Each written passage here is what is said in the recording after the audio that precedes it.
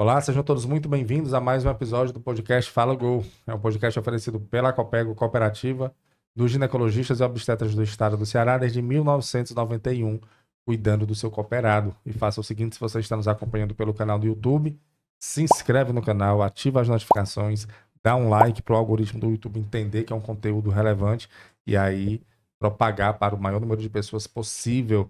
E lembrando também que nós estamos no Spotify, sempre levando um assunto sobre saúde e bem-estar. E hoje um tema muito importante que a Renata vai passar para a gente, tanto o tema quanto os convidados de hoje, Renata.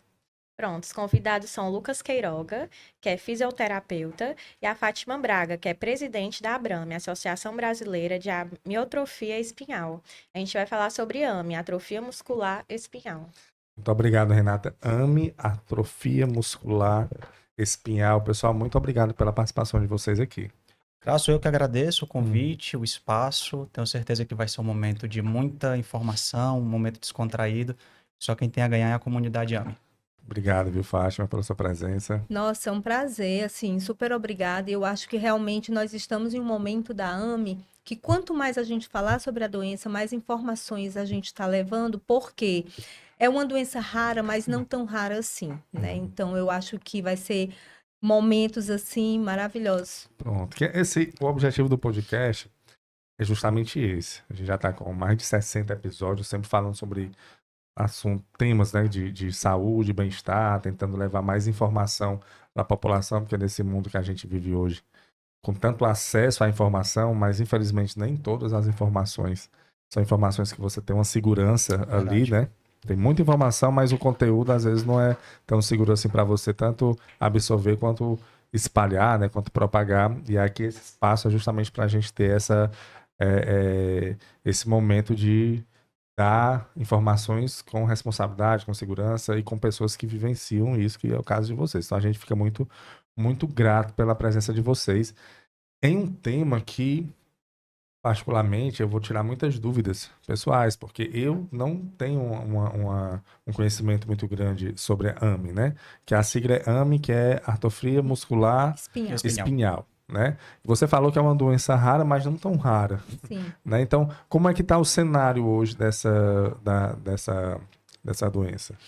Olha, nós estamos avançando muito, né? Fazendo uma retrospectiva de quase 23 anos atrás, que é a idade do meu filho, nós não tínhamos absolutamente nada, nem perspectiva de tratamento, de pesquisas. Os médicos não falavam, inclusive lá atrás, nem chamavam atrofia muscular espinhal, ou era Wernig-Hoffmann, ou era AEP, atrofia espinhal progressiva, e muita coisa foi mudando.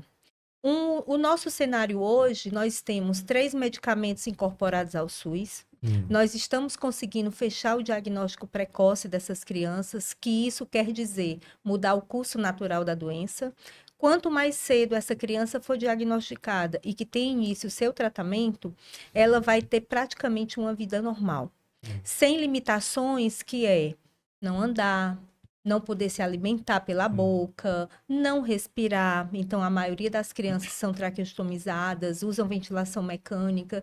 E hoje, falando no cenário cearense do nosso estado, nós temos crianças que estão vivendo uma vida que as futuras gerações merecem. Então, a gente vem hoje fazendo um trabalho de ativismo, uma missão, porque a AME na minha vida realmente é uma missão por ter um filho com essa doença e saber que essas crianças precisam ter a chance de ter uma vida menos impactada pelos sintomas da doença. Perfeito. E a gente, até para entender, assim, como no meu caso, que eu não sei exatamente qual é o que ela impacta na vida do ser humano, né, da pessoa.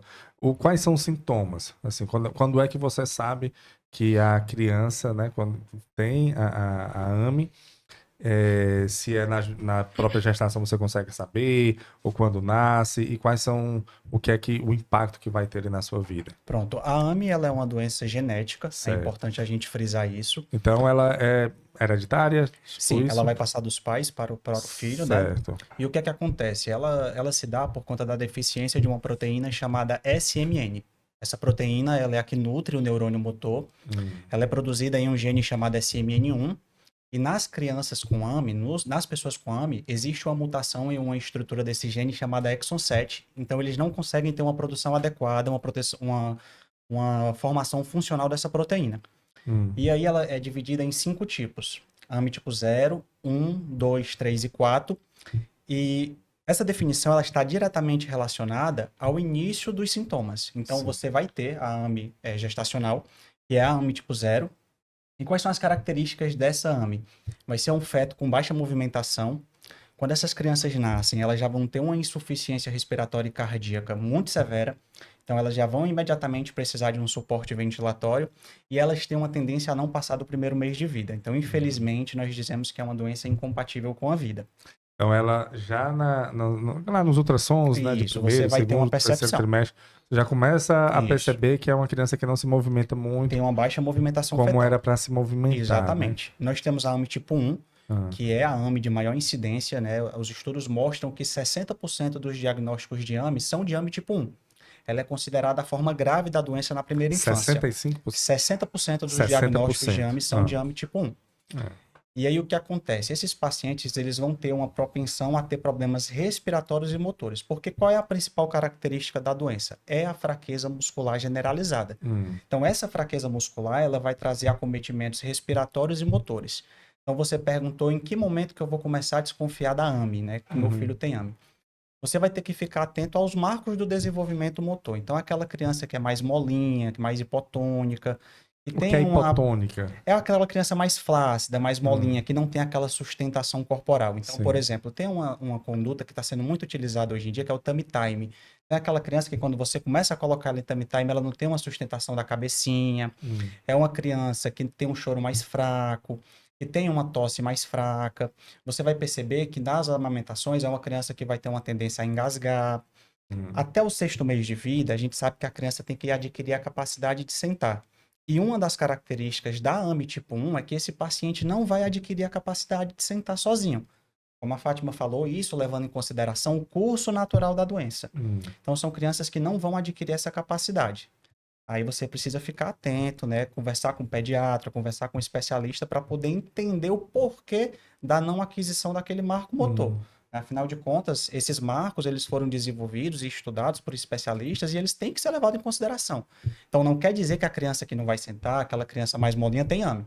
Não quer dizer isso, mas significa que você precisa investigar. Ficar atento ali, né? Isso. Então, só dessa forma que eu te falei, a gente tem uma, para que a gente comece a desconfiar na parte gestacional, que é a AMI tipo 0, tem a AMI tipo 1. A tipo 1 não dá para saber na parte gestacional. Não, né? ela vai apresentar até o 6º mês de vida. Né? O diagnóstico ele vai ser dado até o 6º mês Até de o 6º vida. mês, que é quando você vai observando. Isso. Aí a gente tem a AMI tipo 2, que vai acontecer entre o 6º mês e o 18º mês. São crianças que vão ter uma característica parecida com a AMI tipo 1, vão ter uma fraqueza, vão ter uma hipotonia, uma flacidez muscular. Segundo a história natural da doença, são crianças que vão adquirir a capacidade de sentar, porém não vão adquirir a capacidade de andar. E com o percurso natural da doença, essa criança ela pode vir a perder essa capacidade de sentar, certo? E tem a AMI tipo 3, que é a AMI ali que a criança vai adquirir a capacidade de andar. Com o curso natural da doença, ela pode perder essa capacidade, certo? São crianças que vão apresentar uma fraqueza, porque é a característica principal da doença, mas é uma fraqueza que vai ser mais evidente nos membros inferiores. Então, é uma criança que muitas das vezes vai ter um membro superior forte, vai conseguir desenvolver ali as atividades. E a AMI tipo 4 é a AMI de menor incidência, é a AMI da fase adulta, certo? É a AMI que a pessoa vai desconfiar mais por uma questão de uma fadiga, né? Aquela pessoa ali... Então ela passou a infância e a adolescência Exatamente, tranquilo, normais. né? Normal. Se houver casos na família, houver um mapeamento genético, essa pessoa ela pode descobrir, certo? Mas aí geralmente é uma pessoa que não vai ter problema respiratório, é uma pessoa que não vai perder essa capacidade de andar. A principal característica é uma fraqueza mais evidente no membro inferior, mas que não limita do ponto de vista funcionalidade. Sim. Então, são 5 tipos, com 5 que nós chamamos fenótipos. Essa era a 4. A quinta... Não, é porque são 5, né? Ah, 5 tipo é porque zero. começa com 0. Exatamente. Perfeito, isso, perfeito. exatamente. A 0 é a mais... Na literatura você vê mais os 3 tipos, né, Fátima? 1, 2 e 3. Inclusive, zero é mais difícil. na parte clínica também a gente se depara muito com AMI tipo 1 e tipo 2. Né? A tipo maior 0, né? incidência. É a maior incidência, é 1, 2, aí mas tem 3, 4. A tipo 0 é mais forte, né? Mais É forte, sim, mais forte. mais pesada. Isso, mais pesado. E Fátima, você tem um filho que tem, né? E o dele, qual é o tipo? É tipo 1. O tipo 1. Então foi quando ele nasceu que você percebeu. Essas crianças que nascem com AMI tipo 1, geralmente é uma gestação normal. Sim. Quando nascem, o APGAR sempre é alto, 9, 10. Apigar? É a nota que dá ao nascimento, Sim. os testes que o médico Isso. faz assim que nasce. Então são notas boas, né? Só que na hora do nascimento, essa criança já começa a perder. Se tem um pouquinho de movimento de braço, com o passar do tempo ela vai perdendo. Então, ela, na realidade, ela nasce com a capacidade, mas ela vai... É progressivo, Exatamente. né? Entendi. E aí, tipo, o Lucas, até os 2 meses e meio, ele ficou bem. Porém, a gente olhava e achava ele mais molinho. Eu tenho uma filha mais velha, então eu sempre fazia a comparação de um e outro, sim. né? E aí, a pediatra na época também não notou nada. E com 3 meses ele broncoaspirou. O que que é isso? Ele foi se alimentar, engasgou e o leite foi pro pulmão. Exatamente. E aí já foi dada entrada no hospital, muito grave, todo roxinho, foi entubado, foi para UTI. Só que na minha cabeça, Desespero, né? Aí, não, e nem me imagina, fala, Foi à noite que ele foi comer? foi de manhã. De manhã Foi ele de foi manhã, tomar o leite. Foi tomar o leite. E aí engasgou e aí ficou sem respirar. Ficou sem respirar e a gente teve que Situação. correr para o hospital com ele e tudo. E assim, como nunca ninguém falou, olha, eu acho que o teu filho tem alguma coisa de diferente. Para mim aquilo era normal. Ele Sim. engasgou, infelizmente foi uma Uma fatalidade. fatalidade de engasgo. Mas quando nós demos entrada também, ninguém fechou nada de diagnóstico clínico, ninguém imaginou nada, apenas o engasgo. E aí ele foi para UTI, foi entubado. Só que na minha cabeça, em algum momento ele ia sair daquele quadro e ia voltar para à vida casa normal. como entrou, sem nenhum dispositivo nele. Sim.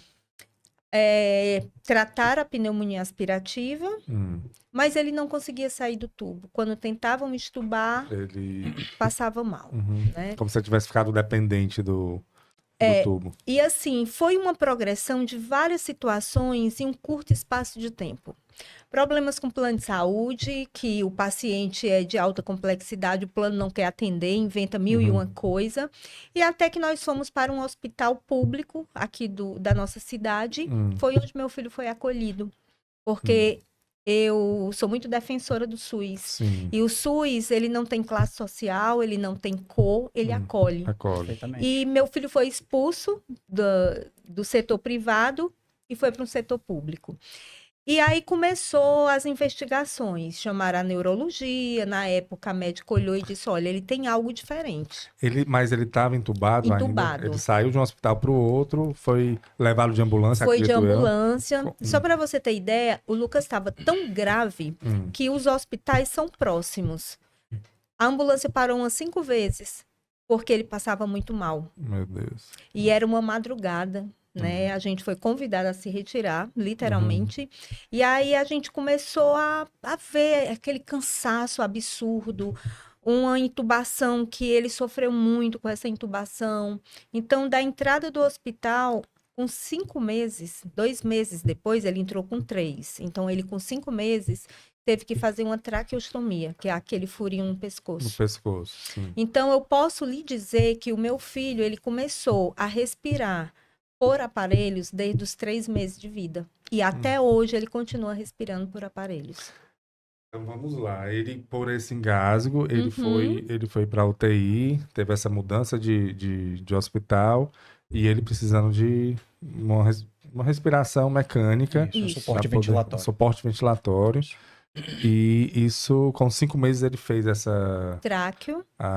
Para colocar... A tráqueo, ela serve justamente para colocar um tubo para ajudar a respirar. A traqueostomia, ela serve justamente para que o paciente ele receba esse suporte ventilatório que nós chamamos de suporte ventilatório invasivo. Porque ele estava recebendo pela boca, era isso? Era. Então ele ficava ele ficava desacordado, talvez. A gente tem um limite de tempo, né? que pode permanecer com tubo orotraqueal. Passado esse tempo, que geralmente vai depender de 14, 21 dias, você tem um caminho para traqueostomia. Pronto, que aí é justamente para que não afete mais Exatamente. Certo. E E no para que você caso- garanta um suporte adequado. E no caso, era a fraqueza muscular dele que fazia com que ele não conseguisse respirar. Exatamente. Só que não fechava um diagnóstico. E aí eu consegui correr atrás, eu fui começar a pesquisar. Minha mãe ficava com ele na UTI. Então, desculpa, Fátima, mas meio quando fizeram a traqueo nele, colocaram, acredito que ele fica acordado com a traqueo, ou Sim, não? fica. Ele tem mais, vamos dizer assim, ele tem mais Qualidade de vida. vida, Sim, né? sim. Pronto. Mas nesse momento Não tinha não se diagnóstico. sabia o que era. Foi fechar diagnóstico, ele já estava com 1 ano e 4 meses. E mais no hospital ele voltou para casa? Com 8 meses de vida, eu consegui levá-lo para casa. Certo. Montei uma UTI Então, ele domiciliar. passou alguns meses, 4 meses no hospital. Dentre o privado Isso. e o particular, 4 4 meses. meses. E assim, mesmo para a época, nós batemos o recorde, porque hoje nós ainda temos casos de crianças que moram dentro de hospitais. Questões sociais, várias Sim. questões envolvidas. Isso. E aí eu digo, não, se meu filho tem um problema de saúde, eu tenho que descobrir.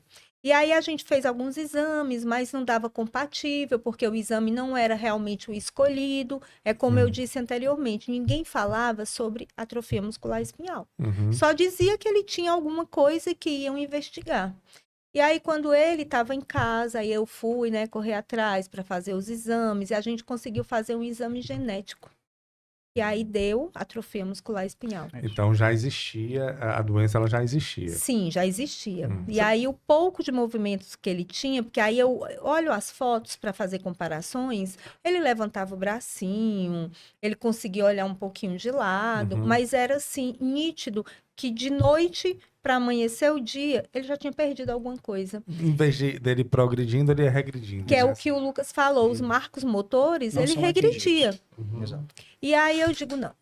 Já que meu filho tem essa doença, não temos cura, não tem tratamento lá atrás, Na época não tinha. eu vou oferecer o melhor que eu puder para ele. Eu quero que ele tenha qualidade de vida. E a primeira qualidade de vida é ele estar em casa com a família, é a gente começar a oferecer passeios, saídas. E aí eu fui tentando tirar um prognóstico muito sombrio que me deram, que meu filho só ia viver 1 ano de vida. Então, você imagina, cada vez que o seu filho faz 9 meses, 10 meses, é um relógio que é uma dor, assim, dilacerante. Aí ele passou de 1 ano. O sinal, o aniversário de 1 ano foi dentro do hospital, que ele estava internado, ele teve um problema de saúde e voltou. Segundo ano já foi em casa, sobreviveu. Então, assim, o aniversário ele tem uma representatividade maior, né? Muito. Do que um aniversário comum, né? Tanto que todos os anos eu comemoro o aniversário dele como ele gosta, ele é muito festeiro. E Muito. hoje meu filho é um adulto com AMI1, né? Então, a gente está começando tudo de novo, porque eu preparei todo um cenário para pediatria, para criança. Mas meu filho é um adulto, então hoje a gente mudou de médico, a assistência dele hoje não é mais pediatria, é adulto. Só que a gente precisa melhorar mais ainda é a forma, sabe, de como se enxerga esse paciente. Não é uma doença, é um ser humano, é uma vida.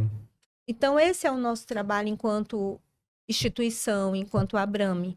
É fazer com que essas famílias, fazer com que essas pessoas diagnosticadas com AMI não tenham que sofrer tanto para poder ter acesso à qualidade de vida, a estar com a sua família em casa. E para isso nós montamos um cenário na nossa cidade que hoje é referência para o Brasil inteiro. E para mim é uma grande vitória ver que hoje a gente está conseguindo mudar o curso da doença com muitas crianças. Né? Nós temos crianças nos interiores, região do Sertão Central, que são 2 irmãos. Um é como meu filho, não teve a sorte, porque quando ele foi diagnosticado não tinha tratamento. O tratamento começou em 2017. E ele realmente, assim, é entubado, traqueostomizado, se alimenta por sonda. Já a irmã, que tem 1 aninho e 10 meses, conseguiu ter acesso a tratamento com 2 meses de vida. Ela não tem nenhum dispositivo. Ela come pela boca, ela respira só. Ela tem qualidade de vida, mais do que o irmão. E São essas vitórias que a gente vem conquistando. E, então, assim, se deram um diagnóstico de 1 ano de vida para ele, e hoje ele está com 23 anos, é raridade, ou não? Sim. Sim. Naquela época, sim, Carlos. Naquela época, sim. O mecanismo que levou o Lucas a ser hospitalizado, a ser entubado e posteriormente traqueostomizado, ele é um mecanismo muito comum e que até hoje acontece, né, Fátima? Principalmente quando caminha junto o desconhecimento, a desinformação. Sim. Então, esse mecanismo de broncoaspiração, por que que ele acontece? A principal característica da doença é a fraqueza muscular. A gente sabe disso, é muito bem descrito na literatura. E essa fraqueza muscular ela vai impactar em todos os aspectos, seja ele respiratório ou motor. Então a criança vai ter uma fraqueza nos músculos inspiratórios, que é o que faz o pulmãozinho encher. Ele vai ter uma deficiência na musculatura expiratória, que é aquela força de tosse que você tosse para poder colocar o que estava indo para a via aérea para fora. Ele vai ter dificuldade na musculatura bulbar, que é aquela musculatura que controla o centro respiratório, a capacidade da criança engolir e ir para o canto certo, ir para a via digestiva e não a via respiratória.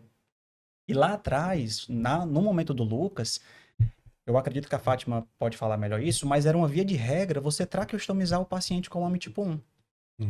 Não existia possibilidades de você enxergar uma ventilação não invasiva que hoje em dia é o protocolo, é o padrão ouro do cuidado respiratório precoce para esse perfil de paciente. Então, a Fátima pontuou aí 2 crianças, vale salientar que com o mesmo diagnóstico, são ambos com AMI tipo 1. Uma que recebeu o tratamento tardio, porque infelizmente não havia, e uma que recebeu o tratamento precoce. Nós estamos falando de uma mesma doença que não tem cura, vale deixar claro, mas o tratamento, ele é uma forma de barrar e associado às terapias, não só a fisioterapia, mas outras terapias, fonoaudiologia, terapia ocupacional, faz com que a criança atinja os marcos motores. E aí a gente fala que a criança mudou o fenótipo. Por quê? Porque o curso natural da doença, o que é que ele diz? Que AMI tipo 1 não vai adquirir a capacidade de sentar.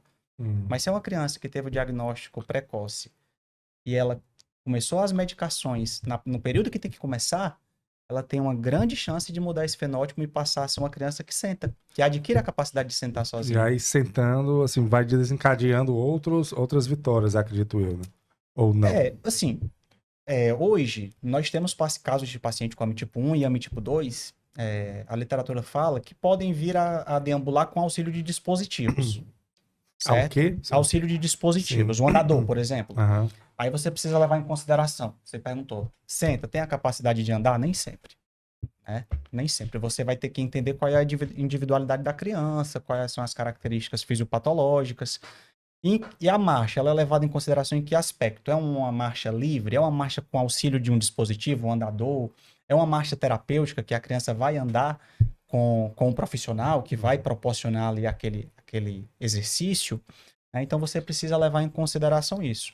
Mas, por exemplo, eu estava até conversando com a Fátima recentemente da questão do uso dos medicamentos para AMI tipo 3, né, Fátima? Sim. Que são crianças que poderiam vir a perder essa capacidade de marcha, mas já se tem a utilização dos medicamentos, que até então era para AMI tipo 1 e 2, para que essa criança não perca, né, essa capacidade. Isso. Então, é tudo questão de você avaliar, você ver as individualidades da criança. Hoje em dia, a gente não leva 100% em consideração somente o diagnóstico, a gente pensa muito em funcionalidade. Então, hoje, não quer dizer que você vai atender uma criança tipo 1 que ela vai estar 100% acamada. Você pode sentar, você pode colocar em um parapódico para a criança ficar em pé, colocar a criança em pé, fazer com que ela experimente a marcha.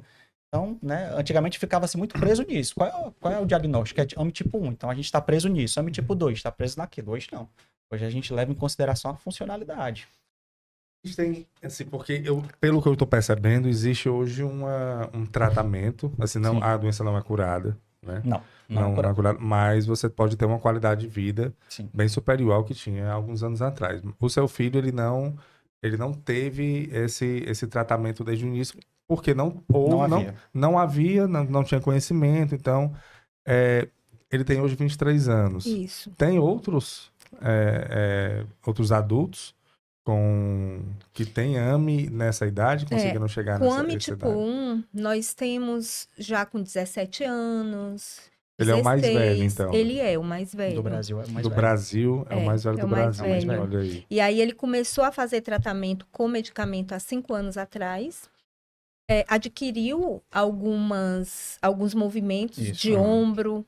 Aí Fátima pernas. mais nas pernas, mexe, né, leve. Uhum. E aí eu sempre brinco assim, eu saio muito com ele. Ele adora samba, roda de samba, essas coisas. E aí ele tá aqui com o movimentinho de ombro, e ele, quando escuta uma música que ele gosta, aí ele começa, ó. Uhum. É isso Isso aí. é liberdade, sabe? Isso para ele significa muito, ele nunca teve. Mas ele ainda hoje precisa de um Do respirador. respirador 24 horas. 24 E aí Então você ele tem, então, em casa, praticamente uma UTI. uma UTI UTI. domiciliar. E aí Exatamente. tem um carro adaptado para sair com ele, a cadeira dele adaptada para pendurar o respirador, né? O dispositivo que alimenta ele também, que é uma bombinha de fusão. Ele não tem movimentos. Só um pouco de pouco do ombro, mas ombro. assim, ele não tem movimento de levantar braço, de São virar a contrações cabeça. isoladas. Ele não consegue. Porém, o que o tratamento fez na vida do Lucas? Deu mais estabilidade. Isso. É como se a doença foi bloqueada, a progressão dela. E aí eu sempre falo, a AME, vamos falar da AME tipo 1. Várias crianças vão ter esse diagnóstico, mas a doença, ela é diferente em cada um deles. Então, eu acho que ainda se tem que estudar muito sobre a doença, porque geralmente falam que um paciente adulto não tem mais nenhum neurônio funcionando. Mas, ao mesmo tempo, se não tem neurônio funcionando, por que o Lucas recuperou alguns movimentos? Isso. Por que ele reage quando escuta uma Reage. música, né? E outra coisa que eu quero salientar é que os pacientes com AME tipo 1, eles têm o cognitivo normal, eles são inteligentíssimos. Perfeitamente. Não mexe nada com a Não. questão cognitiva, entendem tudo, participam de tudo. Mas não tem uma fala, né? Eles não conseguem. Alguns conseguem. Alguns Alguns conseguem. O meu filho, até 2019, ele conseguia verbalizar alguma Isso. coisa, mas teve uma intercorrência justamente na tráqueo, que afetou as cordas vocais, e aí ele parou de falar. Mas ele movimenta os olhos que sim, a testa que Isso. não, ele olha para o que ele quer. E ele tem uma presença muito forte. verdade. Mesmo ele sem ter nenhum movimento, você não faz o que quer com ele. Ele olha para você que ele lhe inibe. Tipo, meu corpo, minhas regras, minha vida. E aí eu tô Ele trabalhando... se expressa com o olhar. Exato. E aí eu tô trabalhando Interessante. muito em mim, aceitar que meu filho é um jovem adulto. Porque vira e mexe, pai e mãe sempre vai a questão de infantilizar. Isso. Sim. E eu acho que não é justo com ele, nem com nenhum. Mas a AME, ela pode sim proporcionar coisas na sua vida que não é só tristeza, não é só perder, muito pelo contrário. A doença do meu filho me ressignificou. Me fez entender a vida, o mundo de uma forma diferente, de uma forma ampla, sem preconceito, sem grandes expectativas no sentido de exigir muito do outro, né? E todos os dias a gente aprende com ele. Seja o pessoal que trabalha com ele, os terapeutas, a equipe de enfermagem, eu como mãe, a família num todo. É uma doença que ela traz para a família consequências muito difíceis, consequências que a gente vai levar para a vida. Mas aí quando você vê o seu filho, sua filha sobrevivendo com qualidade, aí você diz, tudo valeu a pena. E você não mexe só com a doença. Você tem que aprender de tudo. Sobre fisioterapia, sobre a parte de pneumologia. Você tem que entender mais do que qualquer pessoa, porque você tem que diagnosticar algo errado precocemente. Se está começando a infecção respiratória, algo a nível intestinal, se está com dor. Então, você não pode deixar passar esses momentos, porque você tem que agir logo. Porque de uma pequena infecção pode ser uma maior, e aí ele vai ter que ir para o hospital. No caso do meu filho, ele tem pânico de hospital. Imagino. Muitos traumas. Sim. Então, ele faz todo o tratamento sempre em casa, né? E a gente hoje tem aqui na nossa cidade um hospital dia que oferece o tratamento programado para essas crianças, porque os medicamentos, é importante a gente ressaltar, são 3 tipos. Um é uma aplicação intratecal na medula, né? Tem as doses de ataque, 15, 15, 15, e depois a cada 4 meses. Manutenção. 15 dias, são 45 dias, 3 doses. De ataque. Isso. E a manutenção é a cada 4 meses para a vida toda. Isso, exatamente. Tem um que É injeção, injetável. É. Isso, na medula. Certo. Na medula. na gente. medula. Tem que ir Feito pro no centro hospital, centro cirúrgico. cirúrgico. É o que eu ia perguntar. Com Então médico. é um procedimento. É um procedimento. É. Esse é um dos medicamentos, Ah, né? Tem mais 2, né? E aí o outro é um xarope mais fácil que a família recebe no hospital referência. E nós temos hoje aqui na nossa cidade 3 hospitais referência para doenças raras. quais são? O HGF, o Hospital Universitário Walter Cantídio e o Hospital Infantil Albert Save. O Vata Cantídio é o... Aonde é ele? É ali perto do Hemose. Rapidinho, Isso, né? pronto. É, perto do Hemose. Pronto, eu tava tentando lembrar. onde E aí tinha. nós temos um dos medicamentos que é um xarope, que a família recebe os frascos, né, para o mês, leva para casa e fica dando, que é mais prático, mas assim, tem que ter vários critérios de como vai armazenar, guardar, porque tem uma Uhum. questão de Temperatura. temperatura. Uhum. E temos a terapia gênica. Foi a primeira terapia gênica para a AME, que é uma dose única, é uma infusão pela veia, uma infusão normal, mas assim, preparar esse paciente é bem complexo, porque tem que fazer exame de AV9, tem que ver a questão dos vírus, porque é um vírus que vai injetar em você. Uhum. E Então, qual é o objetivo dessa? É ele criar anticorpos para... Na verdade é o seguinte, são Ah. 3 medicações. Ah. 2 dessas medicações, como a Fátima falou, aqui você faz a medula Sim. e a que você toma diariamente, Que é o elas vão xarope. trabalhar em cima de um gene de backup chamado SMN2. É um gene que também produz uma proteína, que também produz a proteína SMN, só que em menor quantidade, certo? O SMN1, ele é o responsável principal. E o mais caro do mundo, né, são 6 milhões, 6 7? milhões. Ele vai trabalhar em cima do gene SMN1. Que é essa da genética que ela falou. Exatamente. Então é mais ou menos essa a diferença, né? E é o remédio mais caro do mundo, um custo altíssimo, né? E o preparo para que a criança esteja apta a tomar a medicação. E existe o cuidado pós, né? Porque nós temos 3 pacientes que tomaram aqui no estado do Ceará, né, Fátima? E mais um que vai tomar agora, se Deus quiser. E nós sabemos que o pós é um pouco problemático. Essa criança fica com imunidade baixinha, ela tem uma propensão maior às infecções respiratórias. E aí você precisa estar mais próximo da família. A Fátima, ela estava falando a respeito do Lucas, e acho muito importante falar isso, Crasso, para quem está assistindo, porque você que é fisioterapeuta, você que é profissional de saúde, na verdade, você precisa trazer a família para esse contexto terapêutico do paciente. As famílias que participam, como a Fátima falou, são famílias que vão ajudar no processo de reabilitação. Não só no processo de reabilitação, mas nos processos de agudização. Porque a mãezinha e as mãezinhas de AME, elas são excelentes nisso, viu, gente? Vale falar que elas são experts, sabem muitas vezes mais do que alguns profissionais. Isso e a Fátima, então, nem se fala. Mas, assim, a mãe que consegue identificar que o filho não está bem, a mãe que sabe que o parâmetro daquela criança, aquela saturação, aquele batimento cardíaco não é o comum, tem alguma coisa que está errada, então você precisa investigar. Então, trazer a família para esse contexto terapêutico é muito importante. E quando essa criança ela faz uso da medicação, no Risdiplam eu acredito que não, nem no Spinraza, né? Não tem esse pós-problemático, né? Talvez possa no Spinraza ter um pouco de dor, alguma Dor de coisa cabeça, do tipo. mas é muito Mas no difícil. Zolgensma não. No Zolgensma a gente tem infecções de repetição, eu tenho 2 pacientes que estão constantemente infectando, que estão constantemente indo ao hospital, sendo necessário o uso da antibiótico-terapia para essas questões respiratórias. Então, né, nem tudo são flores. Imagino. Né? Mas o Lucas, ele toma os 3? Não, dois. na verdade a gente tem que escolher entre um e outro. Exatamente. Tanto que foi muito importante a sua fala, que a gente precisa conversar muito sobre isso com as famílias e explicar que não é um uni do unité, sabe? Quero esse. Ah, não, mas eu quero aquele. Exatamente. A gente está falando de terapias caras. Isso. E se você tem dúvidas sobre a eficiência daquele medicamento, sobre a vida do seu filho, né? Você está colocando em risco a acreditação nas terapias. Então, hoje a gente está tendo um problema muito grande, porque começaram com o Spinraza, que é o intratecal. Ah, mas tem o Zolgensma, que é a terapia gênica, eu também quero. Aí aplica o Zolgensma, e depois quer voltar para o outro medicamento. E assim, para mim, em relação à vida, não tem custo. Vida não tem preço. Então, independente de ser milhões ou não, os três tratamentos são realmente cifras altas. Então, a gente tem que ter uma responsabilidade e um cuidado muito grande sobre isso. O Lucas começou com o Spinraza e até hoje toma o Spinraza.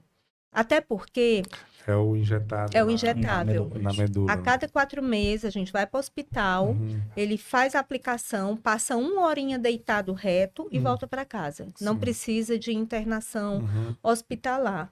Porém, eu sou muito precavida em relação a alguns sintomas. Por exemplo, todo medicamento tem os prós e os contras. Você vai tomar um medicamento para dor de cabeça, você fica com a boca seca, dá uma palpitação. Então, você imagine essas terapias de top lá em Sim. cima. Você não pode também estar intoxicando o seu filho de tanto medicamento. E os médicos também ficam numa situação muito difícil, porque existe o PCDT, que ele é instituído pelo Ministério da Saúde e a Conitec, que é o protocolo clínico e de terapia, de diretrizes terapêuticas. Você tem que seguir. Você não pode sair, porque o médico vai responder por aquilo. Tipo, dar o medicamento a um paciente que não se enquadra em um PCDT. E um medicamento caro. Né? Caro. Isso. Então, hoje nós temos no Hospital Infantil Albert Seib o ambulatório de neurogenética que funciona maravilhosamente bem.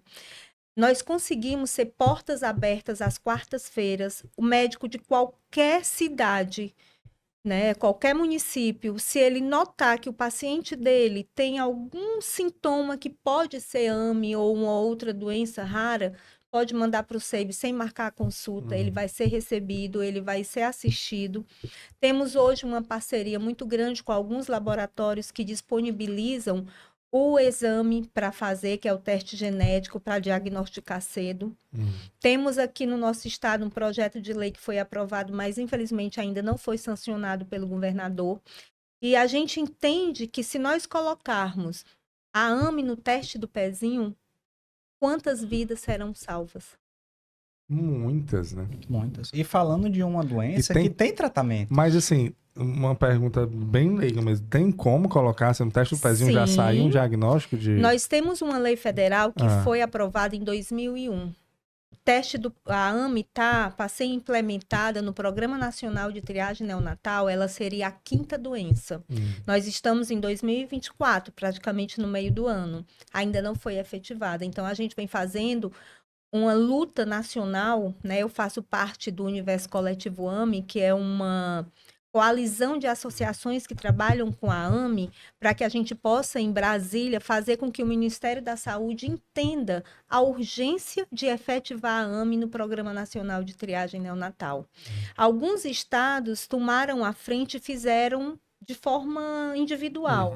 Brasília, Minas e Paraná. O que é que tem de diferente neles que não tem aqui no Ceará? Vontade política. Não, em termos de já tá saindo no teste do pezinho? Já está saindo no teste do Olha aí. pezinho. Aqui no Brasil. Aqui Burocracia, no Brasil. né? Temos questões Olha aí, burocráticas. cara. E se você falar em custo, né, não vai impactar, por exemplo, a Secretaria de Saúde de uma forma onerosa, porque já tem os equipamentos, já tem os papelzinhos que são os filtros. Eu não digo, Fátima, me perdoe interromper, mas não é nem a questão de custo, é questão de vida, né? De Como você vida. falou. Poderia ter custo alto, mas se você está conseguindo, em um teste que já existe, dar um diagnóstico precoce de uma doença que, pelo tratamento que a gente está vendo que existe, ela não tem cura, mas existe uma forma de você dar qualidade de vida muito melhor Sim, para aqueles pacientes. E você consegue fazer isso? Diagnosticar? Porque a gente está falando aqui de pessoas como vocês que têm um conhecimento da doença. Então, vocês vão olhar de uma maneira diferente para cada criança. Sim. Isso, Né? claro. Criança nasceu ali, você acredita que você já deve ter Aham. um olhar certeza. mais clínico. Isso. Mas uma mãe do interior, até mesmo da capital, que nunca ouviu falar da doença, que não sabe que existe, que não conhece uma pessoa que tenha tudo isso, se um profissional de saúde não alertá-la, Exato. ela pode passar ali um tempo com o seu filho sem saber o que é que pode acontecer. E, isso essa que criança pode acontece. chegar a óbito. Isso daí é, na verdade, a via de regra. É. Isso é via de regra. Quantas e quantas pessoas chegam até a Abrame por conta de uma desconfiança, elas vão receber o diagnóstico, né? Recebem esse diagnóstico, padrão ouro. Vale deixar claro aqui, é o teste genético. Em alguns outros momentos, a gente vê alguns médicos prescrevendo a eletroneuromiografia, né, Fátima? A gente sabe que não é interessante. É um exame muito dolorido. Muito doloroso, é de agulhinhas. Isso, corpo. agulhas, choques e que não tem a capacidade de diagnosticar AME. Então, essas famílias recebem e procuram imediatamente a Fátima para poder entender o que é que precisa ser feito. Qual é qual o tempo, assim, para você descobrir que o impacto vai ser melhor no tratamento? Assim, o que é que a gente vem conseguindo? O que você falou é via de regra, realmente. Você tá ali com seu filho, você nunca ouviu falar na doença, você acha que ele tá um pouco diferente, molinho, você vai no médico. Se aquele médico tiver conhecimento de AME, ele vai entender que tem que encaminhar essa criança para um ambulatório de um hospital referência. Se ele não tiver nenhum entendimento da doença, aí você volta para casa, essa criança começa a ficar de uma certa forma com a tendência de alguma gravidade, como broncoaspirar, né, muito ronquinho no peito, com secreção, porque quando ele engole, vai para o local errado. Exatamente. E aí hoje a gente tem conseguido fechar esse diagnóstico precoce, mas em crianças que têm irmãos, né, com a doença. Isso. Então a mãe engravidou novamente, os médicos já vão em cima, aí já sabe que tem a doença. Isso. Mas aqui no nosso estado é de uma urgência imensa sancionar essa lei, colocar a AME no teste do pezinho, porque é muito incoerente nós termos 3 tratamentos incorporados ao SUS e a gente não ter diagnóstico. Isso. Seria muito difícil a gente conseguir se vou diagnosticar AME, mas não tem tratamento. Vai mudar o quê? Só uma equipe multidisciplinar para tratar, né? Mas se já tem um tratamento, Mas né? se tem 3 tratamentos, 3. nós temos aqui um hospital preparadíssimo, que é o Hospital Infantil Albert Seib, para receber toda essa demanda, que é o dos 3 referência, ele é o pediátrico, né? Então, ele vai ser o primeiro contato, né? Primeiro Isso, contato. exatamente. Então, nós Exatamente. temos médicos de excelência, atendimento de excelência, temos o Hospital Dia, que leva o nome do Lucas, foi uma homenagem para ele, que o hospital fez, Hospital Dia Lucas Braga Vaz, Olha aí que que bacana. é onde recebe as crianças. Doutora Natália, que é a coordenadora, faz um trabalho belíssimo. Assim, é meio engraçado quando a gente fala, nossa, o espaço no hospital é tão humanizado. Não, mas o hospital é para ser humanizado. Deveria ser, Eu né? vou dizer, Deveria ser. a gente vem nessa discussão aqui no podcast já faz um tempo, sabe? Que a gente de vez em quando vai conversar aqui sobre parto humanizado, obstetrícia humanizada, atendimento humanizado. Teve um podcast recente que era atendimento, a gente dá um atendimento humanizado. E todos os convidados, eles batem nessa tecla, olha, é estranho a gente falar humanizado, né? Como Muito. assim? Você tá cuidando de gente. Né? Tem que ser- Então, como assim? Tem parto humanizado, tem parto desumano, que não é para humano, né? Então, é meio contraditório a gente viver em uma época onde você tem que classificar algo que é para ser o padrão como humanizado. Isso, Isso. exatamente. Como O que deveria ser para todos. para né? todos, não, mas ali é humanizado. Então, poxa, bacana, é humanizado. Ou seja, não é regra, né? Sim, É a sim. exceção. Olha que verdade. mundo maluco, né? E dentro do hospital também, a gente está agora, o hospital foi certificado para fazer a terapia gênica, a infusão, e agora está organizando o espaço para poder iniciar a terapia gênica também no estado do Ceará. Então, o que é que eu posso dizer? Em quase 23 anos, nós andamos muito. Sim. Falar que lá atrás não tinha nada. Se você estava totalmente perdida, né? Vamos dizer Perdida. assim, quando aconteceu, né? O caso que você contou aqui no início. E agora já existem tratamentos, já existem hospitais. Naquela época você não sabia para Não onde sabia. levar, né? E agora já existem E hospitais. quando eu saí, me lembro, quando eu saí do hospital para casa, um médico falou para mim: aproveite todos os momentos. Não crie expectativa. E aquilo doía em mim porque eu tinha certeza que eu não ia acompanhar a dentição, né? Mudancinha de dente de leite, não sei o quê. E às vezes eu me pegava sonhando e eu mesmo acordava do sonho. Não crie expectativa. Entendi. Sabe? Então, não é bem assim. Uhum. Eu acho que quando você tem um propósito e quando você acredita que aquilo pode sim mudar de alguma forma, Eu sei que muitas vezes questionavam, esse menino é muito caro, aluga respirador, pra que isso? Falavam isso. Falam até hoje para outras crianças, pra que isso? Doença não tem cura, não vai viver. Gestores desumanos. A gente está falando em humanização, né? E eu peguei muitas brigas em hospital, né? Eu digo que hoje a Fátima que habita em mim não é a Fátima de 23, de 23 anos atrás, né? Eu aprendi a duras penas, eu tinha que aprender. Até para ser esse alicerce que eu sou na vida de muitas mães. Uma criança adoece no interior, eu vou conseguir ambulância para trazer, eu vou falar com o médico, vou conseguir vaga para salvar aquela vida. Semana passada tivemos um exemplo disso. Gabriel chegou gravíssimo. Gravíssimo. Foi fazer um acesso, teve um erro, fizeram um pneumotórax, o bichinho teve que drenar o pulmão, um monte de sangue. Tá aí. Ele estava com o PCR, que é o grau, a proteína C reativa, o grau da infecção, de 153, que é altíssimo. A mãe dele mandou o exame dele hoje com 3. Ele já está saindo da infecção. Então, vale a pena lutar, sabe? Cada conquista, cada ganho, cada criança que a gente consegue transformar a doença em algo mais leve, oferecendo o diagnóstico e o tratamento, é uma vitória. E eu vou dizer, viu, Fátima? Para ter força para lutar por isso, né? A sua vivência foi muito importante, né? Sim. Nada por acaso. Você vivenciar. Então, assim, cada criança que eu acredito que você recebe, cada mãe que entra em contato com você, é meio que você se vê também, né? Então, Com certeza. E elas veem em você uma esperança, né? E não só aqui do Ceará, viu, Fátima? Mãezinhas que já vieram falar comigo através de você, de São Paulo, mãezinhas da Bahia. Então, assim, a Abrame, ela é conhecida, né? Levado pela Fátima a nível nacional. E a Abrame, ela é a associação brasileira, é isso? Nós somos sediadas aqui, né? Ela é institucionalizada aqui, mas a gente abrange o Brasil, a gente tem algumas coordenações, mas hoje, quando surgiu o tratamento, muita gente teve interesse de abrir associações. A doença não é mais órfã. Existem laboratórios por trás, existem outras condições. Lá atrás, quando ninguém falava na doença, a gente teve a coragem de de montar a Abrame, né? Na verdade, a Abrame, ela começou em Curitiba. Aí, uma grande amiga minha, que era mãe de um filho com AME, perdeu o filho.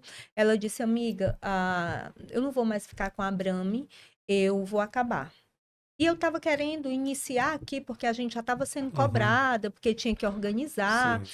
E eu falei, Adriane, nós não vamos deixar a história do Fernando se dissolver, acabar. Eu vou trazer a Abrame para o Ceará e ela vai continuar a Abrame. E até hoje ela continua.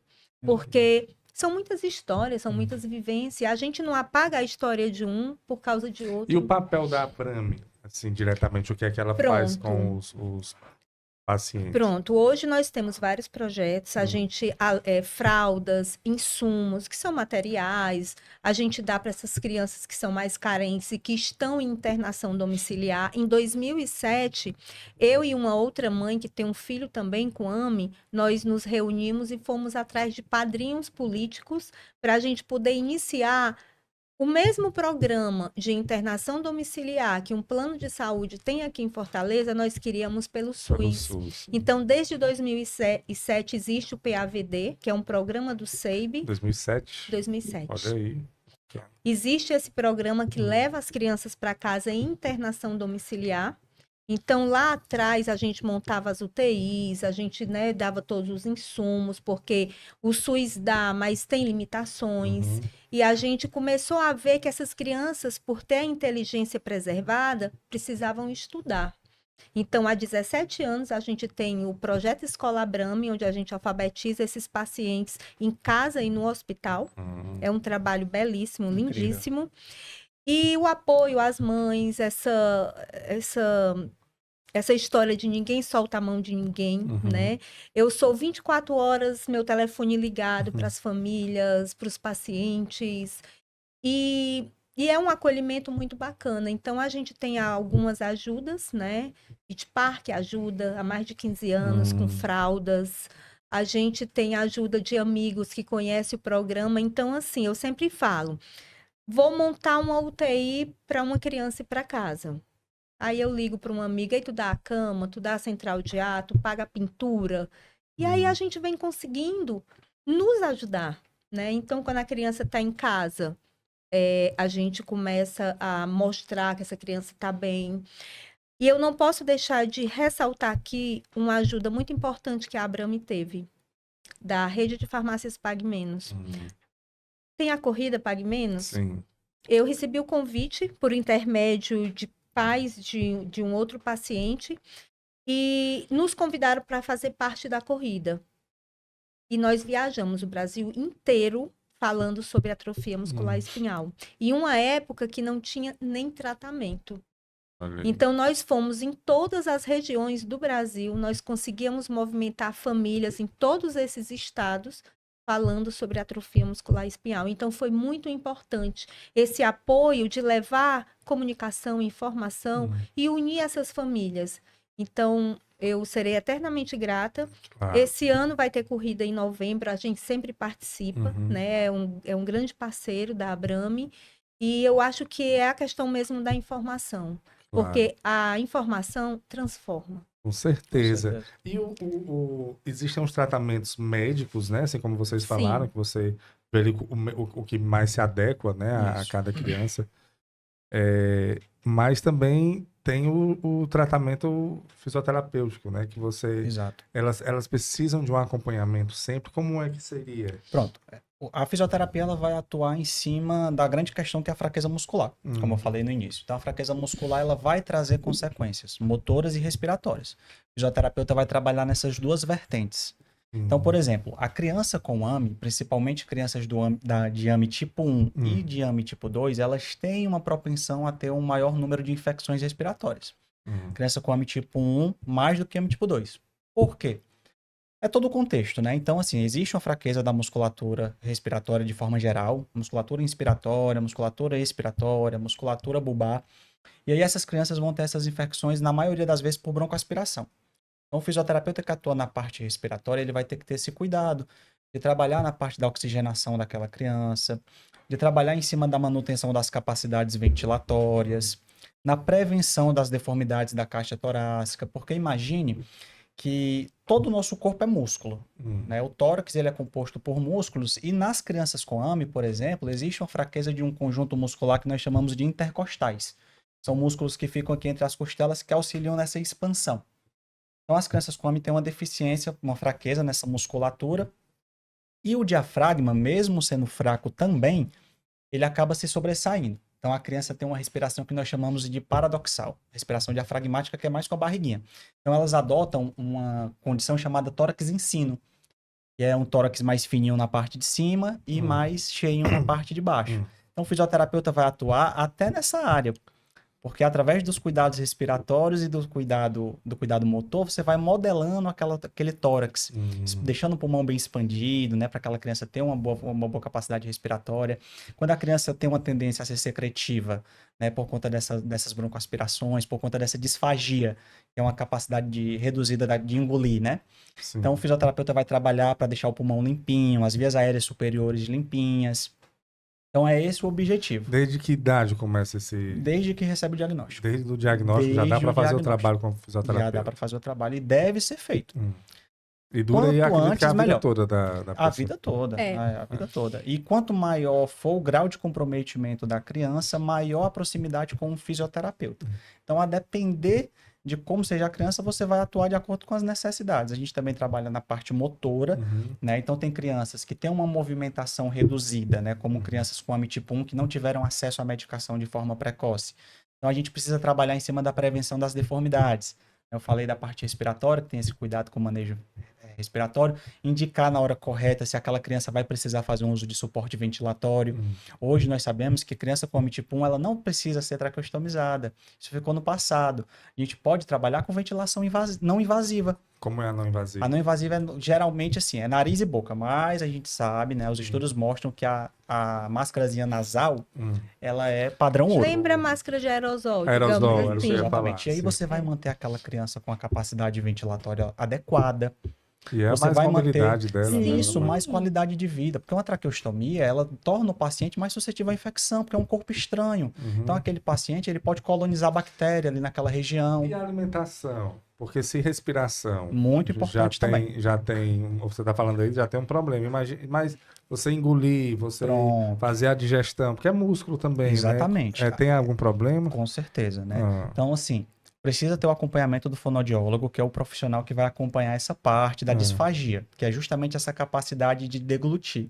Como os pacientes eles têm um acometimento da região bulbar, né, que são essas musculaturas aqui de laringe, de faringe, eles precisam ser acompanhados porque é justamente durante a alimentação, como foi o caso do Lucas, que eles broncoaspiram. E aí eles vão ter condições de agudização e, inclusive, quando o paciente com AMI ele está agudizado, você muda, inclusive, as suas condutas. Então, é um paciente que ele não faz uso de ventilação, né? Porque, eventualmente, o diagnóstico ele vem e você vai se preparando, né? sim. Como a Fátima disse, ela monta uma equipe. Você já tem que ver. É um paciente que vai precisar fazer uso de ventilação não invasiva? Na maioria das vezes, sim. Né? Nós temos o caso da Sim. Maia, que não faz uso, né? Isso. Mas na maioria das vezes, inclusive tem estudos aí do grande especialista em fisioterapia na parte respiratória, aliás, desculpa, que é o Dr. John Barr, que é um médico, e ele fala que a VNI ela tem essa função, não só de promover uma ventilação adequada, como de prevenir as deformidades da caixa torácica. Por quê? O paciente com AMI, ele tem uma condição chamada de hipoventilação. E a hipoventilação é aquela capacidade respiratória reduzida, por conta da fraqueza da musculatura. Então, o que é que acontece? Esses pacientes, porque têm uma ventilação mais reduzida, eles têm um aumento do CO2 no sangue, certo? Quando aquele aumento do CO2 ele está acima do que é necessário, o oxigênio vai baixar. Então, o profissional que não tem expertise na AMI, aí a Fátima vai entender do que eu estou falando, que é uma grande briga da fisioterapia, dos médicos especialistas, ele vai olhar aquela saturação baixa ali no monitor do oxímetro, ele vai querer ofertar oxigênio para aquele paciente. Porém, no paciente com AMI, ele não pode receber oxigênio de forma isolada. Você não pode pegar o cateter nasal, botar ali no nariz da criança, a máscarazinha, e ofertar oxigênio de forma isolada. Por quê? Porque você pode causar um aumento ainda maior desse CO2, porque imagine que a criança já tem uma dificuldade ventilatória. Aquela criança, ela está retendo muito CO2 mais e você está jogando mais oxigênio, então você pode gerar uma narcose e aí a criança ter uma insuficiência respiratória, né, entrar enfim. Então, até isso você precisa saber fazer. Então, a criança com AMI, ela precisa de ventilação. Ela precisa de ventilação, por isso da indicação das ventilações não invasivas. Quando a criança está agudizada, você acaba tendo que manejar o parâmetro. A criança ela faz uso no dia a dia com um parâmetro X. Quando ela está agudizada, vai ser o Y, porque você vai ter que promover maior ventilação alveolar. Tá entendendo? Então, assim, Lucas, não posso usar oxigênio com AMI não posso usar oxigênio na AMI? Você pode. Associado à ventilação, em concentrações baixas para uma saturação acima de 95. Então, até isso você precisa estar martelando, estar batendo, ensinando as mães. Hoje em dia, a mãezinha chega no hospital, se o profissional for querer botar a criança no oxigênio, ela já fala, não, meu Ela filho já tem sabe, AMI, né? ele tem que estar no ventilador. Ele precisa de ventilação. Então, eu vou dizer assim, para a nossa conversa, o conhecimento da AMI não é apenas para a população, de uma maneira geral, mas para os profissionais Com certeza. de saúde, certeza. né? Com Os certeza. profissionais de saúde eles precisam estar antenados Com para isso, certeza. porque o caso que você falou aí é um problema muito específico. Muito específico, porque que acredito acontece que muito. Por isso que eu trouxe para Eu acredito que o protocolo, se está faltando oxigênio, É ofertar. ofertar oxigênio, Exatamente. né? É, Mas no caso da AMI, não. É diferente. E aconteceu domingo agora. Esse paciente que veio do interior, na UTI, pedi para a mãe me passar um vídeo do respirador. E aí passei para ele, passou para outro físio do Lucas. Tava tudo errado. Tudo errado. E aí um dos físios foi lá na UTI, a mãe disse que queria que ele visse o filho e tal. mudou tudo de parâmetro. O menino melhorou assim, Consideravelmente. no mesmo dia. Tava tudo errado. Sabe? Então, assim, a AME é dedicação, é estudo, é Isso. aprender, é conhecimento. E são coisas específicas, né? Específicas. Específico, São tem características ter individuais da doença. individuais da doença. Que você então. tem que saber, senão você acaba prejudicando o paciente. Agora, você, por exemplo, existe o tratamento, né? Você é um fisioterapeuta de criança, mas é quando ela vai ficando maior. Isso. Porque o que é que eu acredito que vai acontecer? O Lucas, ele é o mais velho hoje Sim. do Brasil, mas não tinha um tratamento na época dele. Uhum. E hoje tem. Então, a tendência é daqui a alguns anos começarem a ter adultos, Adultos. Sim, sim. também com AME. E o tratamento da fisioterapia se mantém? Se Até na mantém, fase adulta? Se mantém. Se mantém. Se mantém. Até porque a fisioterapia, após a terapia modificadora de doença, a terapia genética, abriu-se um leque. Né? Coisas que antigamente não podia ser feita, que hoje em dia a gente faz, que tem que fazer. Então, por exemplo, antigamente não se falava de procedimento cirúrgico em paciente com AME. Vamos supor, o paciente com AME tipo 2 tem uma escoliose muito significativa por conta das condições, né, da patologia, e ele ficava com aquela escoliose e tudo bem. Hoje em dia nós já temos casos, né, Fátima? Inclusive aqui no Ceará, de pacientes que passam pela cirurgia de correção da escoliose, e esses pacientes vão envelhecer. São pacientes adolescentes, na maioria das crianças ali, né, entrando na adolescência, que vão crescer e que precisam continuar com cuidado, não só motor, mas respiratório também. Sim. Né? Então, esse olhar, ele precisa acompanhar o avanço do paciente e as características. Então, por exemplo, você vai fazer um trabalho com um paciente com AME tipo 1, como o Lucas, né, que tem uma mobilidade reduzida. Eu não vou olhar para o Lucas e ver as necessidades deles de forma alguma. Eu vou ter que adequar as minhas condutas, os meus objetivos a ele. Então, eu gosto muito de trabalhar, por exemplo, com a orientação de posicionamento. É muito importante porque nós precisamos evitar as deformidades. Certo? A gente fala em deformidade, e a deformidade, as pessoas têm a tendência a falar, é tão feio, esteticamente é tão ruim. É o menos problemático. A deformidade, ela pode gerar dor. Ela pode trazer uma problemática nos órgãos que são protegidos quando a gente está falando do escoliose. A gente pode ter um problema da parte ventilatória. Né? Problemas de saúde mental, porque Exatamente. aquele paciente vai ficar com vergonha do seu corpo, do que o outro está vendo. Exato. E como é que eu vou intervir? Eu tenho uma possibilidade de fazer uma intervenção através de exercícios, através de transferência postural. Aquele paciente, ele consegue desenvolver um movimento? Ele é um paciente com AME tipo 2, ele consegue. Então, eu vou fazer. Eu vou trabalhar os movimentos, eu vou trabalhar as orientações quanto ao posicionamento.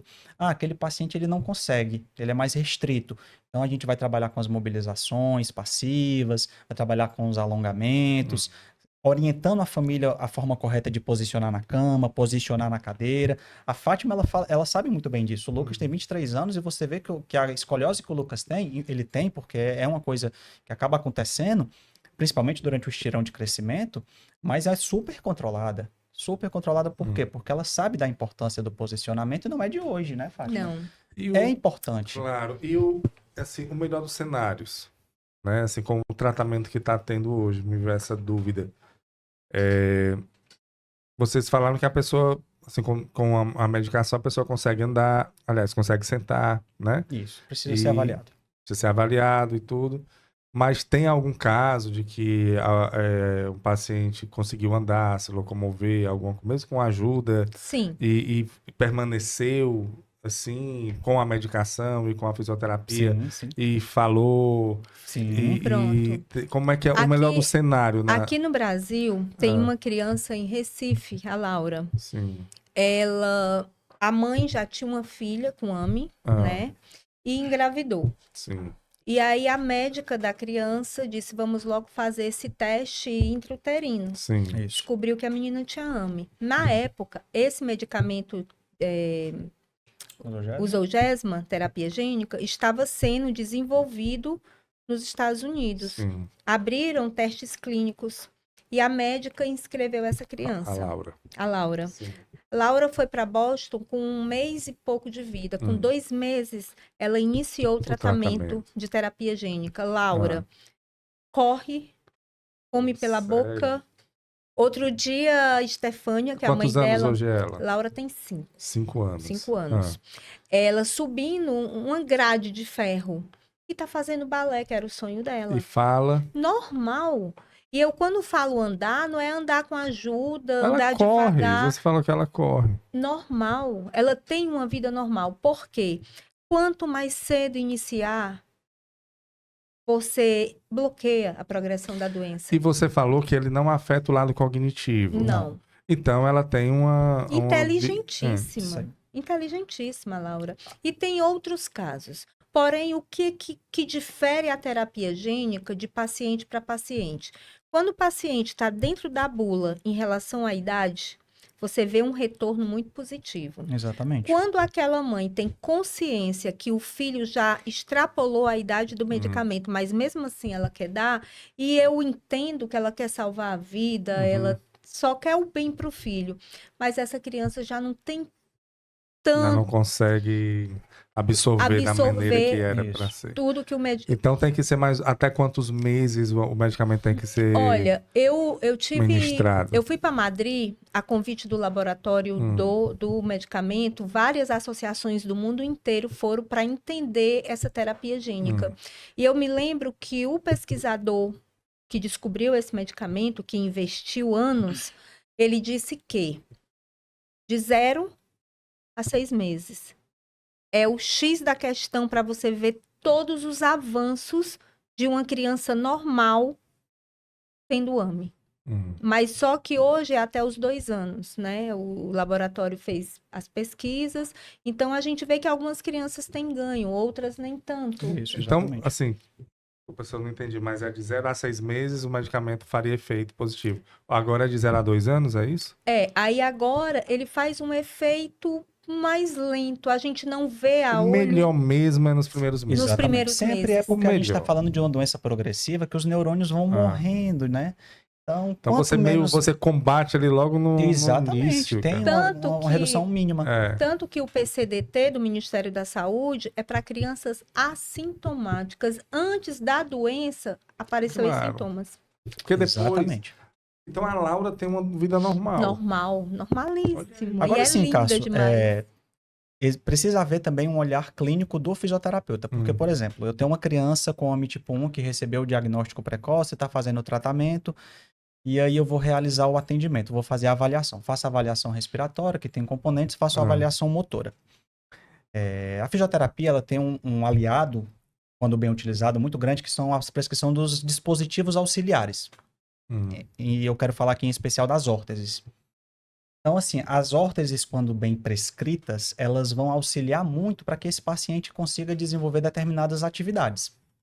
Então, por exemplo, uma coisa muito importante que eu bato muito na tecla é que as mãezinhas, não só de pacientes com AME, mas mãezinhas atípicas, elas precisam, quando podem, é óbvio, colocar a criança em pé a partir do 9º mês de vida. As crianças atípicas precisam ficar em pé a partir do 9º mês de vida para que elas tenham uma formação adequada da articulação do quadril, para que ela tenha força muscular, para que ela possa vir futuramente a fazer um treino de marcha. E na AME também do mesmo jeito. E aí aquela criança que está fazendo o tratamento, você vai falar assim, aquela criança ela não vai conseguir sentar, então não vai conseguir andar nem com dispositivo. Você precisa fazer a avaliação.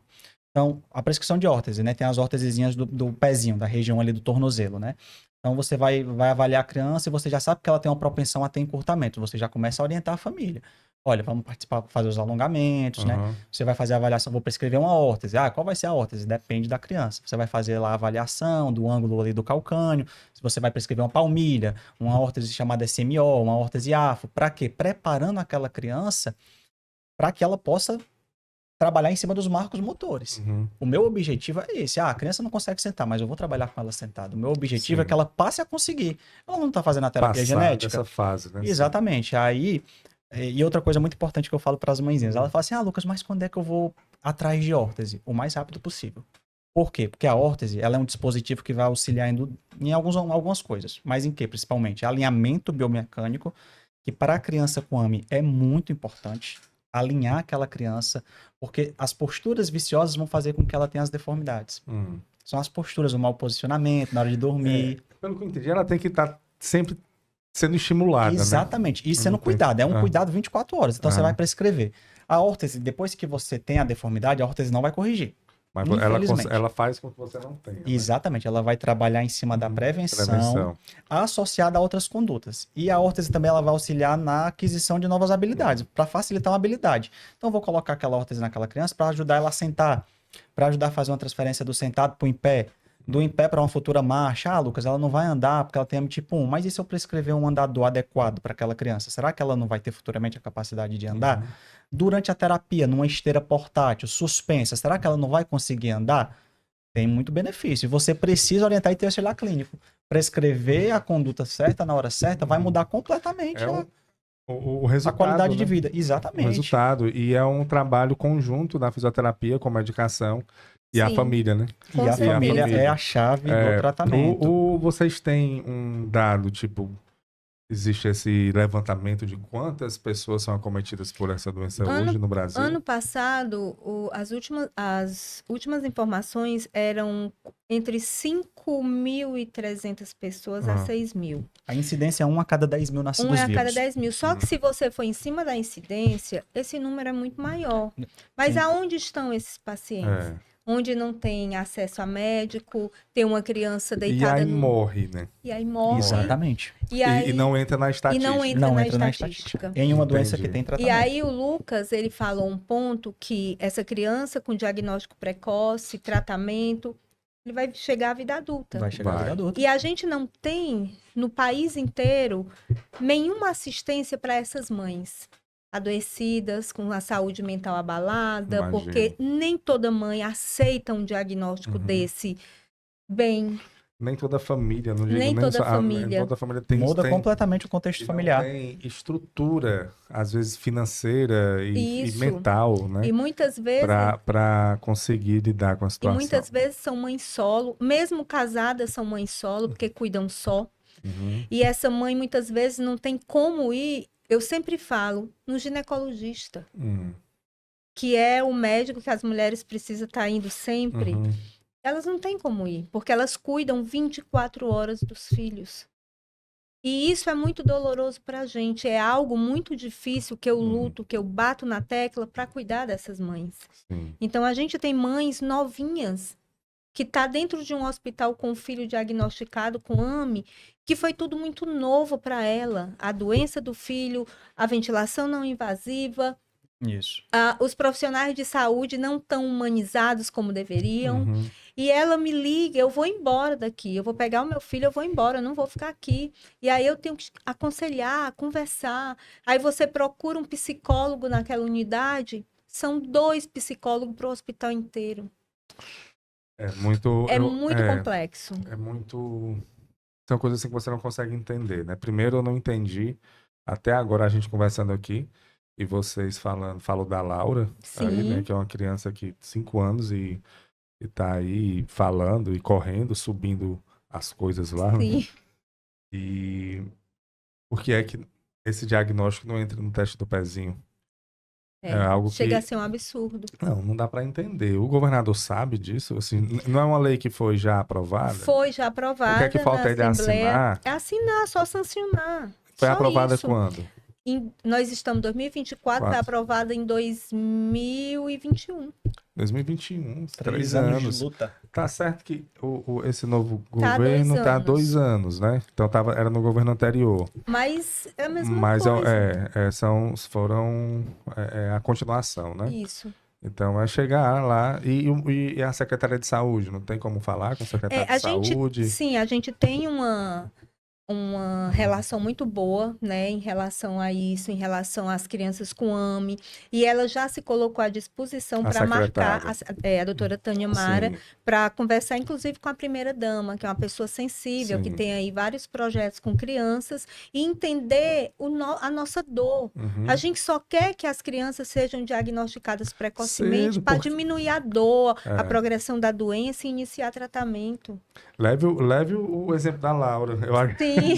Tem que levar nessa conversa. Né? Não é possível que uma conversa de um gestor que tem ali a caneta, né, para autorizar, não se sensibilize e diga assim, não tem outra opção.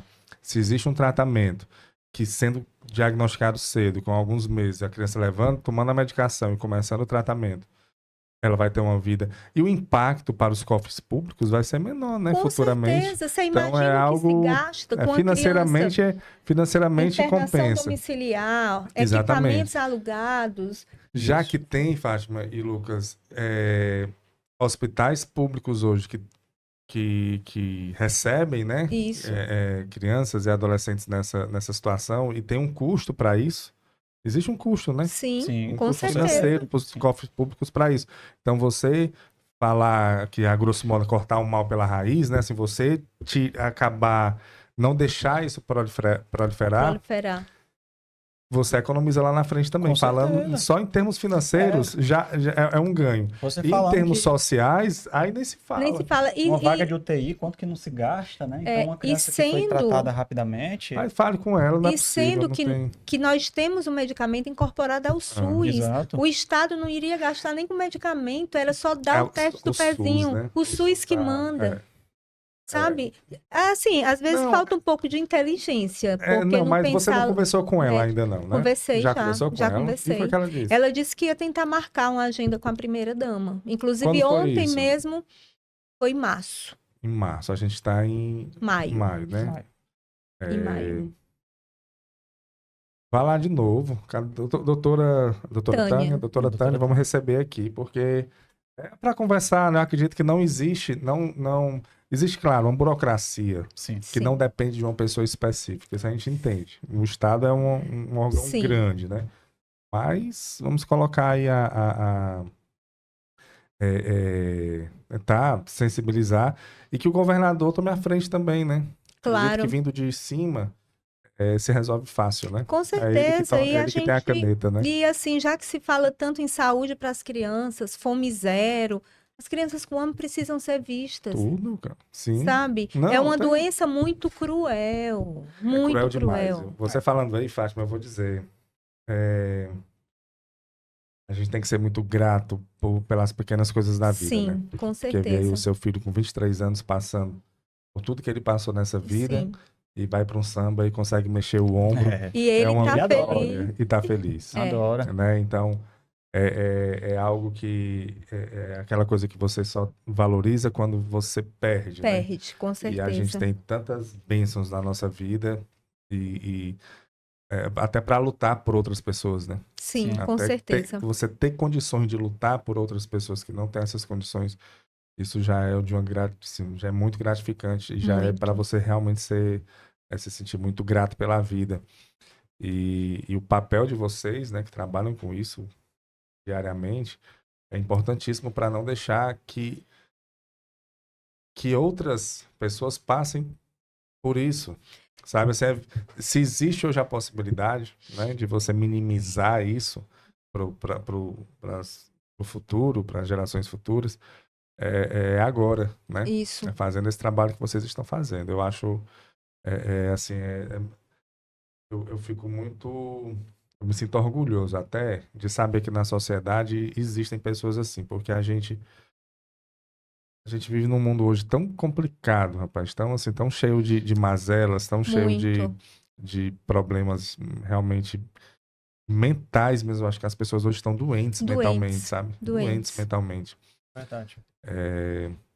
Cada notícia absurda. Não, eu vi agora, esse episódio aqui é gravado, vai passar daqui a um tempo, então vai ser uma notícia velha. Sim. Mas ouvindo no carro agora, eu vi que um filho mata os pais à martelada, você viu? E toca fogo. E toca Nossa. fogo Vi. porque não queria ir para aula. Uma discussão. Meu Deus. Outro matou os pais e a irmã por causa do celular, celular. recentemente agora. Então tá vindo assim uma geração de crianças que parece que não podem ser frustradas Frustradas. na É. infância e viram adolescentes que não aceitam nenhum tipo de repreensão e nenhum tipo de contradição e aí Isso. eles entram no extremo. Então as pessoas estão ficando doentes e quando você vê ainda uma sanidade Sim. em pessoas da sociedade, você tem uma esperança ainda. Ainda vejo uma esperança assim como vocês. E assim, sabe, o Lucas, ele é um profissional que todas nós mães queremos. Porque ele é novo, Sim. mas ele estuda a doença, ele acredita no paciente, ele respeita a família. Pronto. Exatamente. Então, são profissionais como o Lucas que a gente precisa ter na comunidade AME, Na comunidade. que é o conhecimento, a acreditação e o respeito. Uhum. Então, o Lucas, assim, ele representa muitos bons profissionais que nós temos, Sim. que hoje cuidam dos nossos filhos como ninguém, porque, tipo, meu filho vive em home care. Então, tu imagina que a minha casa, 7 horas da manhã, a campainha começa a tocar. É a técnica mudando plantão, aí 8 horas chega um FIS, aí 10 horas chega outra É pessoa. uma rotina hospitalar, né? Com certeza. Muitas vezes de madrugada toca a campainha, eu tomo um susto, o que é? Não é porque pediram oxigênio aqui? Não pedi oxigênio. Vão para a casa errada. Então, quer dizer, a casa da gente passa a ser a casa do outro. É verdade. Mas é uma forma de ter o teu filho em casa. Claro. E vale a pena? Vale. Vale. Faria tudo de novo, sem sombra de dúvidas. Quando você só entende a força de um lar, de uma casa, quando você tá no hospital. É. verdade. Ai, quero ir para casa. Você só exatamente. entende. Às vezes você chega a casa tá bagunçada. Ai, meu Deus, essa casa eu não tô mais aguentando, mas vai para o hospital para você ver. É verdade. Como você Quando vai a gente sentir leva falta, o né? Lucas para fazer algum exame que é a nível hospitalar, ele já fica trancadão, sério, sabe? Não quer conversa. Como é que eu sei que ele não quer conversa? Quando ele quer conversa, eu falo, ele olha para mim. Quando ele não olha, você não quer que eu fale? É. O medo de não voltar para casa. Entendi. Meu amor, você vai só fazer Só um fazer isso, exame. explica, né? Assim que terminar, a gente vai para casa. Exato. E é isso, é a vida isso de uma aí. família que tem um filho com diagnóstico de atrofia muscular espinhal.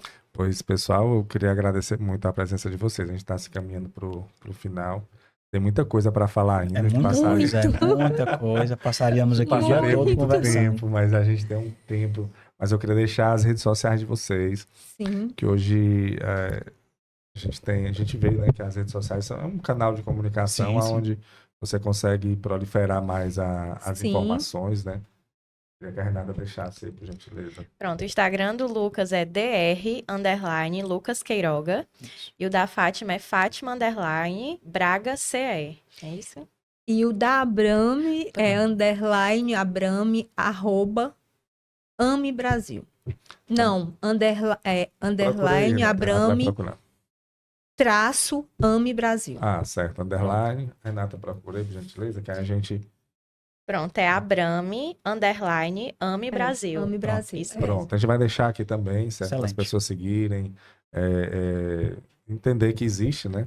Sim. Existe pessoas que você não está só, né? Quem, a mãe, a família que passa por isso, ela tem que entender que não está só. Não. E queria muito agradecer, pessoal, a presença de vocês aqui para esclarecer um pouco, né, sobre esse cenário. Sim, E antes de tudo, também parabenizar pelo trabalho que vocês vêm fazendo, né? Assim, de maneiras, de segmentos diferentes, mas com o mesmo, em prol de um mesmo objetivo, sim, né? com Que é a certeza. melhoria de vida para pessoas que estão nessa situação. E a luta, né, por elas.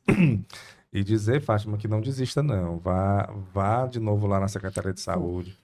Sabe, assim, junte outras pessoas, junte outros profissionais. Se você precisar de apoio também, a gente pode ajudar da maneira que for. Para ver o que é, pelo menos entender o porquê que não foi sancionado ainda, né? Sancionado.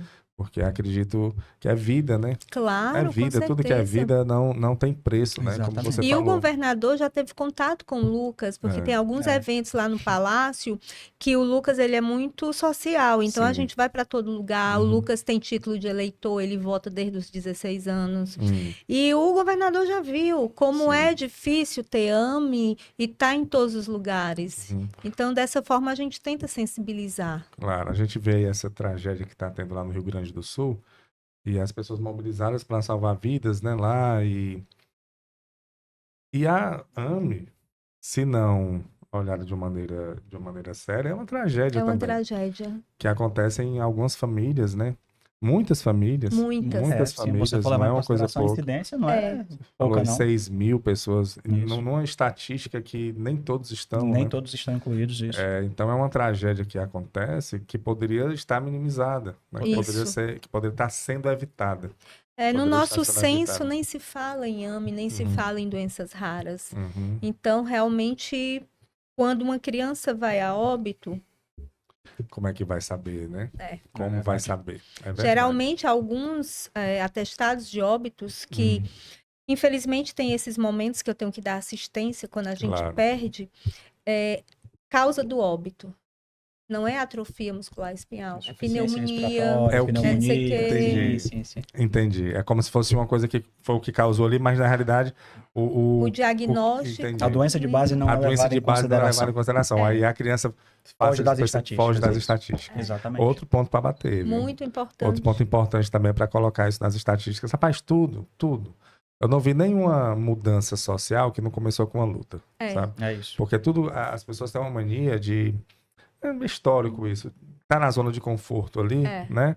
E pronto. Então, se é assim, vamos ficar assim. Porque sempre foi assim. Mas as coisas não mudam se você não fizer diferente. Tem aquela frase do Einstein que diz: definição de tolice é você querer resultados diferentes fazendo sempre as mesmas coisas, né?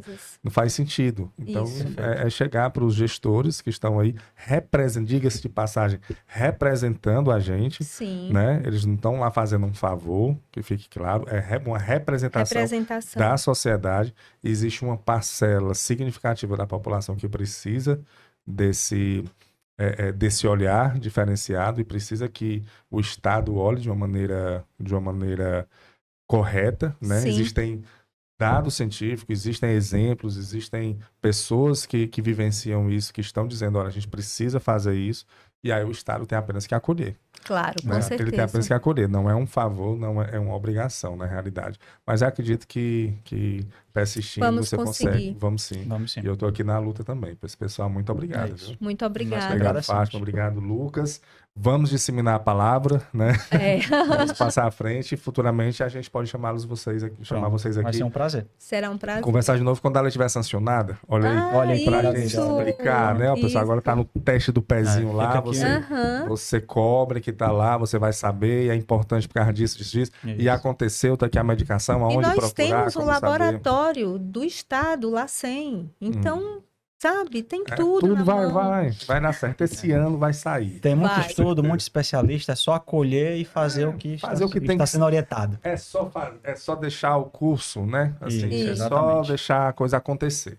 É só não barrar. Exato. Tem coisa que quando você vai barrando, a coisa quer sair, você fica barrando ali e não dá Verdade. certo. É só Exatamente. deixar é que nem uma criança que está crescendo e a camisa não cresce Aham. e ela fica muito apertadinha, né? Pronto. Aí você tem que comprar uma camisa maior. Maior. Exatamente. Pronto. E é isso que está acontecendo. É.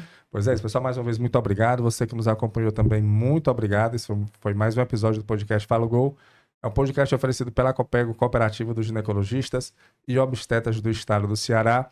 Saúde e muita paz para todos nós. E até a próxima, se Deus quiser.